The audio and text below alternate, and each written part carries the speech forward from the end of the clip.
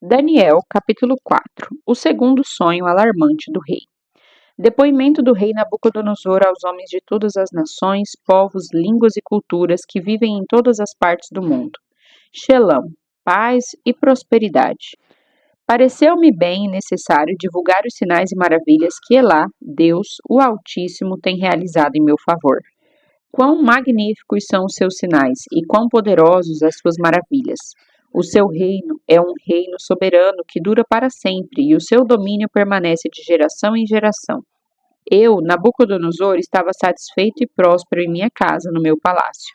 E eis que tive um sonho que me abalou profundamente e me deixou alarmado.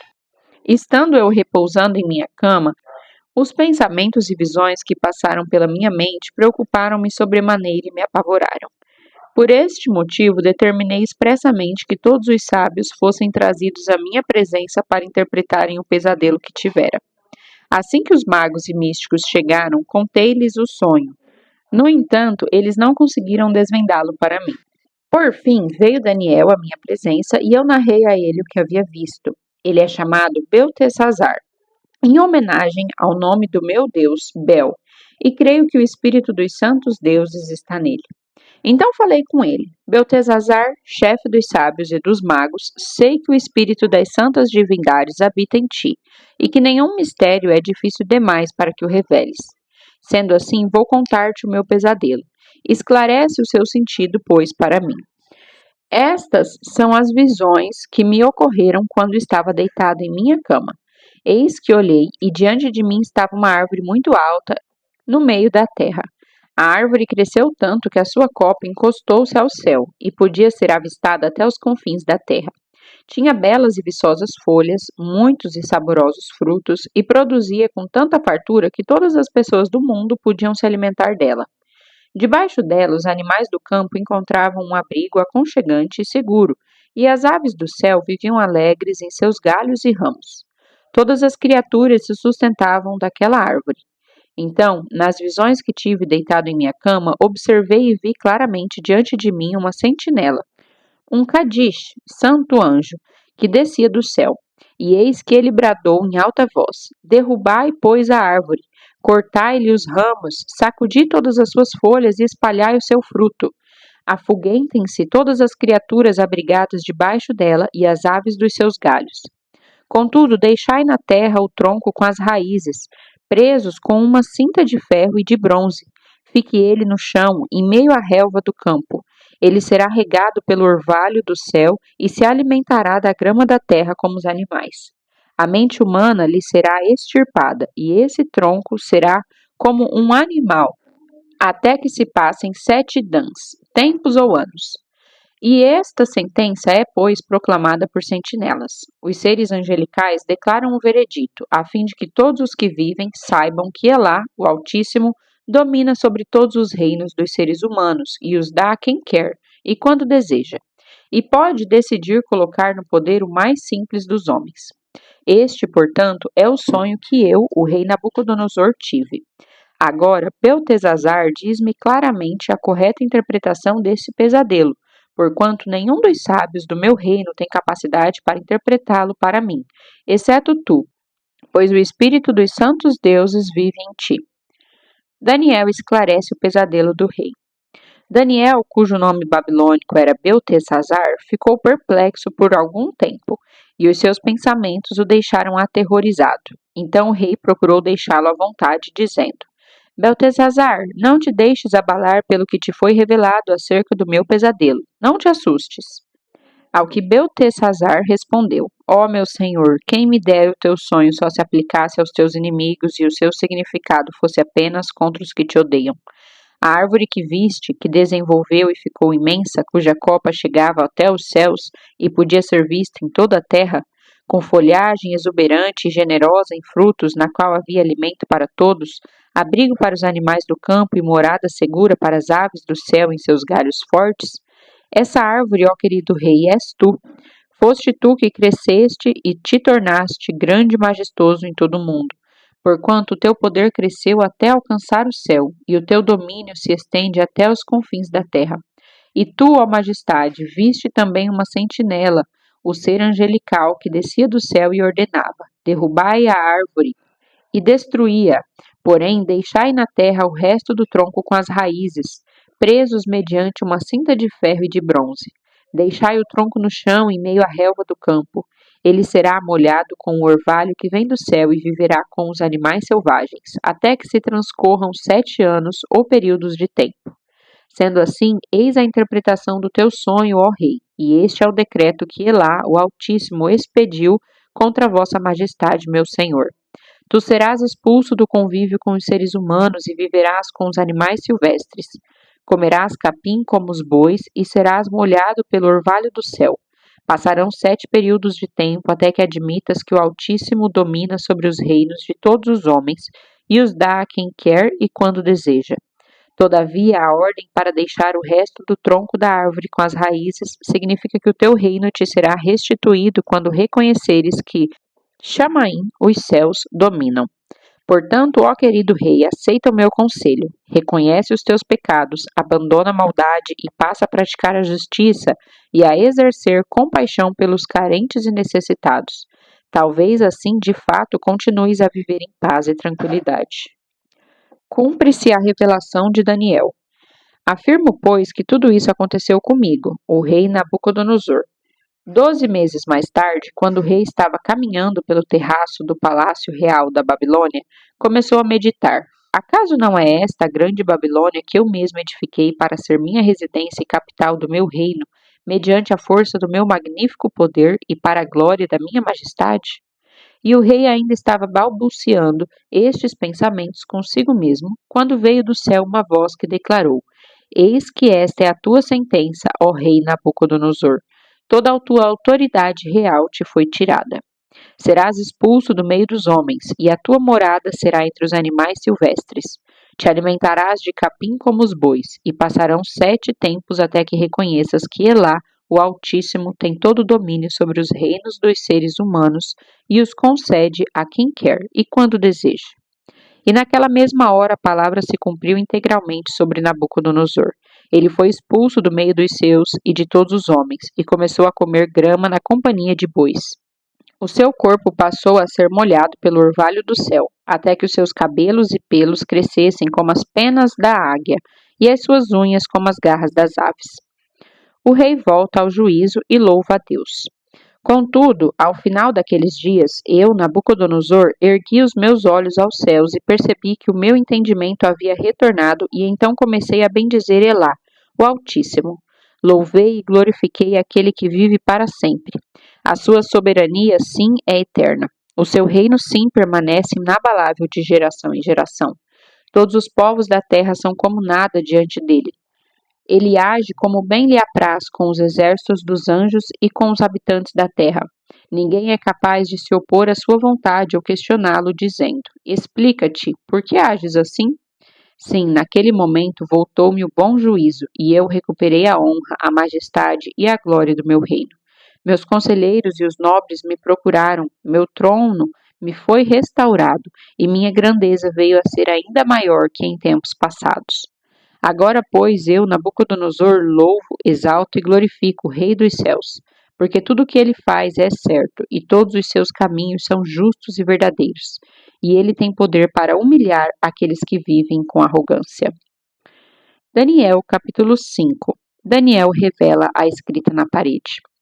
Muito tempo depois, em certa ocasião, o rei Belsazar, proteja o rei, ofereceu um banquete para 1000 dos seus membros da corte e com eles bebeu muito vinho. Enquanto desfrutava com avidez da bebida, Belsazar deu ordens expressas para que lhe trouxessem as taças de ouro e de prata que o seu pai, Nabucodonosor, tinha expoliado do templo de Jerusalém, a fim de que o rei Belsazar e os seus nobres mais chegados e as suas mulheres e concubinas bebessem dessas taças preciosas.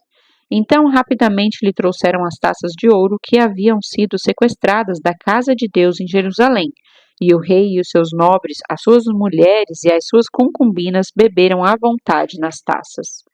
Entretanto, enquanto saboreavam o vinho, cantavam e louvavam seus deuses de ouro, de prata, de bronze, de ferro, de madeira e de pedra, De repente, porém, surgiu a imagem dos dedos de uma imensa mão humana que começaram a escrever no reboco da parede, na parte mais iluminada do palácio real.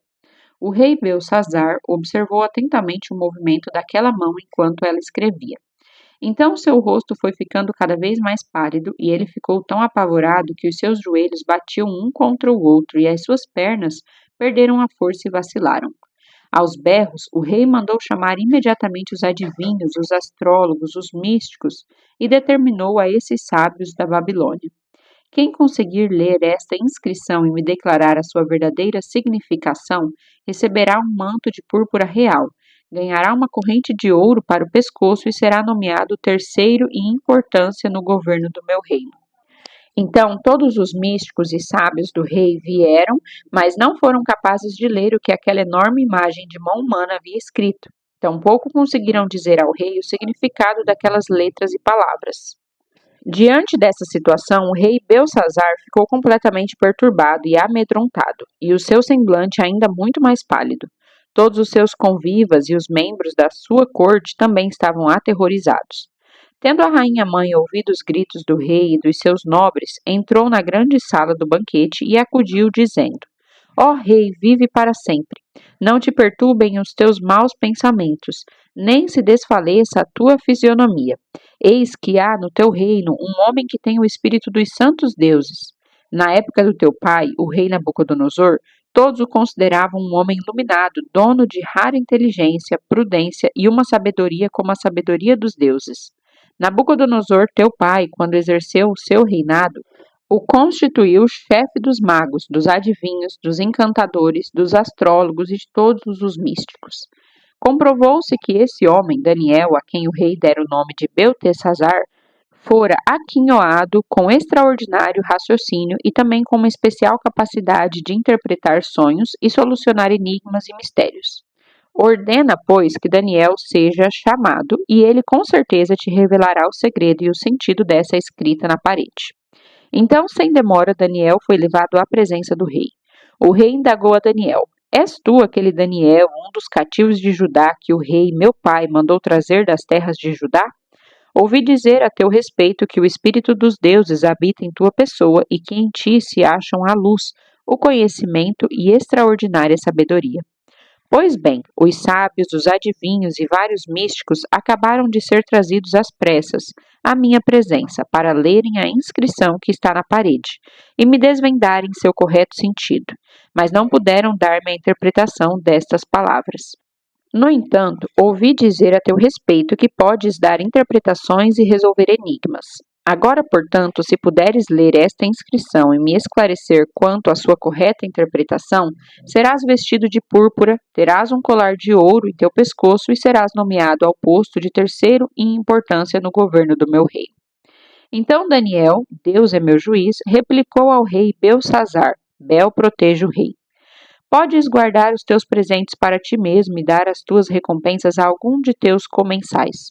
Todavia, lerei sim para o rei as palavras que foram escritas na parede e lhe desvendarei todo o seu significado. Ó rei, foi a teu pai, o rei Nabucodonosor, teu predecessor, que Elá, Deus Altíssimo, deu sabedoria, grandeza, glória e majestade. Devido à magnificência que Deus lhe concedeu, pessoas de todas as nações, povos, línguas e culturas tinham por ele grande respeito e temor. Todos tremiam diante da sua presença soberana, porquanto a quem o rei decidia matar, matava, a quem julgava poupar, poupava, a quem deseja promover, promovia, e a quem desejava humilhar, humilhava. Contudo, quando seu coração se tornou cobiçoso, arrogante e endurecido por causa do extremo orgulho e vaidade, ele foi desposto do teu trono real e totalmente despojado da sua glória. Foi excluído do convívio com outros seres humanos, e sua mente e coração tornaram-se semelhantes aos dos animais. E passou a morar junto aos jumentos silvestres e a comer capim como os bois. E o seu corpo se molhava com o orvalho do céu. E assim viveu até reconhecer que Elá, Deus Altíssimo, é o soberano e domina sobre o reino dos homens, e coloca no poder a quem ele deseja. Mas tu, ó Belsazar, sucessor do rei Nabucodonosor, não tens caminhado com humildade, Não humilhaste o teu coração, muito embora saibas bem de tudo quanto ocorreu com teu pai, o rei. Pior ainda, tu te exaltastes a ti mesmo e te levantaste contra Elá, Deus dos céus. Porquanto mandaste trazer as taças do templo do Altíssimo para que nelas bebesses tu, os teus nobres e convivas, as tuas mulheres e as tuas concubinas. Louvaste os deuses de prata, de ouro, de bronze, de ferro, de madeira e de pedra, que não podem nem ver, nem ouvir, nem sentir e muito menos compreender nada. E não glorificaste o Deus que sustenta em suas mãos a tua vida e controla todos os teus caminhos. Por isso ele mesmo enviou aquela mão que viste, a fim de escrever diante de ti a sentença que precisas saber. E as palavras que foram escritas formam a seguinte frase em aramaico: Mene, mene, tekel, parsim. E este é o significado dessas palavras. Mene, mene. Deus avaliou e contou os dias do teu reinado e decretou o seu fim. Tekel, foste pesado na balança e achado em falta. O parsim, teu reino já foi dividido e entregue aos medos e persas.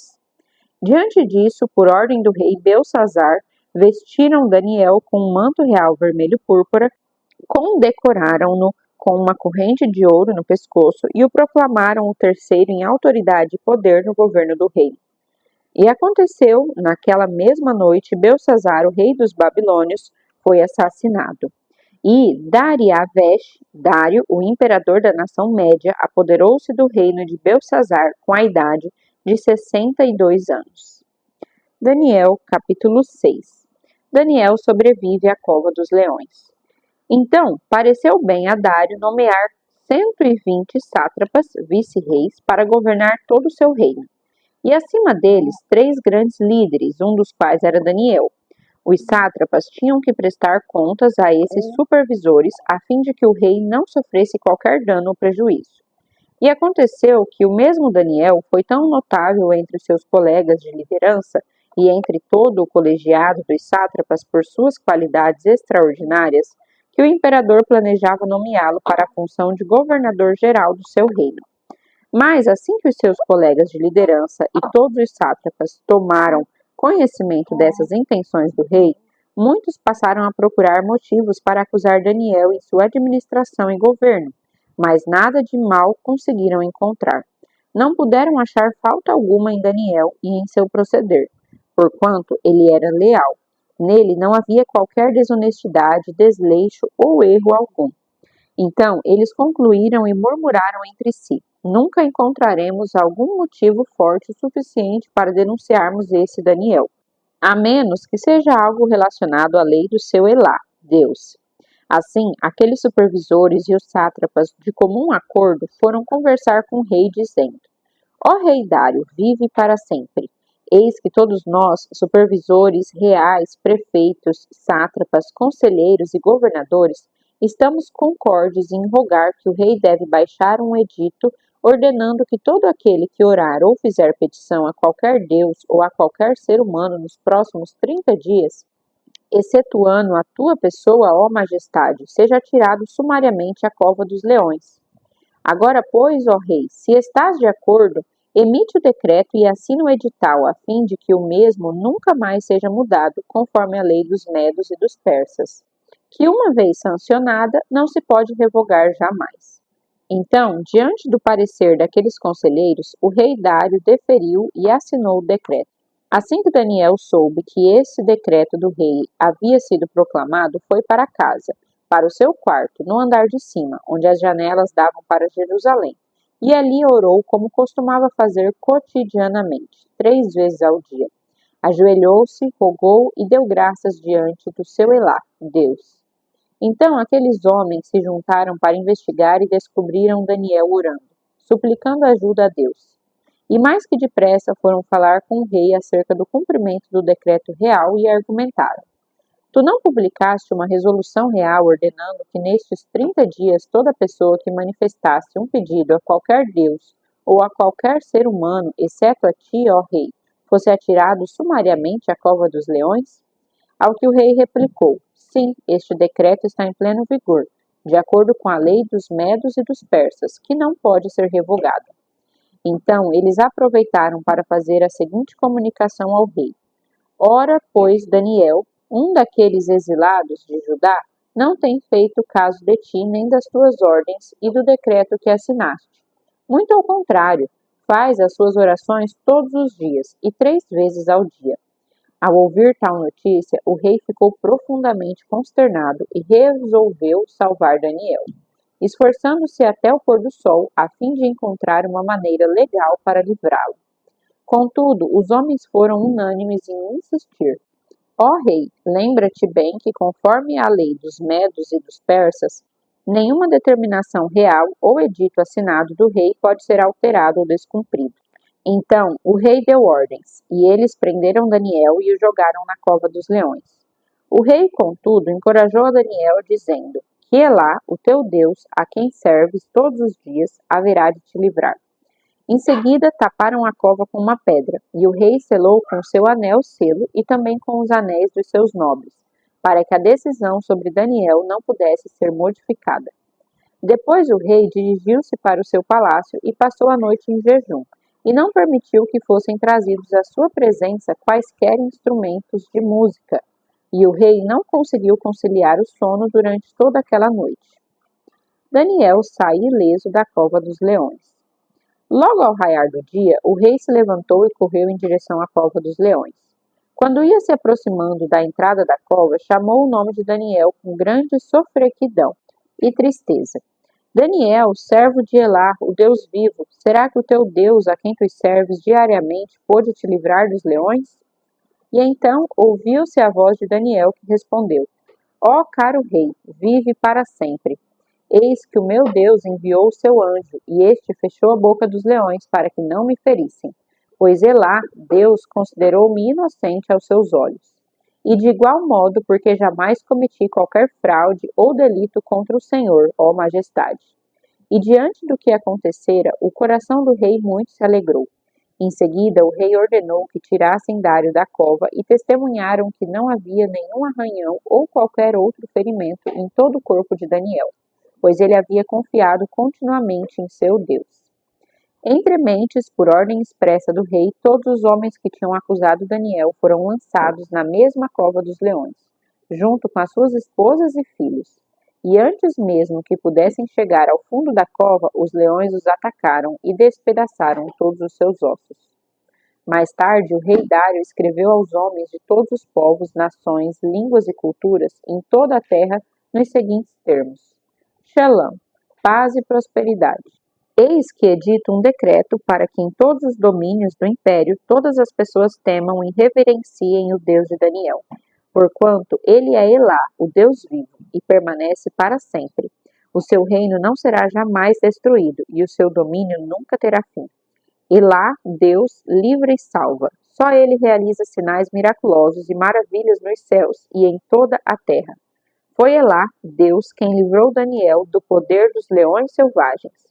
E assim Daniel prosperou grandemente durante o império de Dário e mais tarde também no reinado de Ciro, o persa.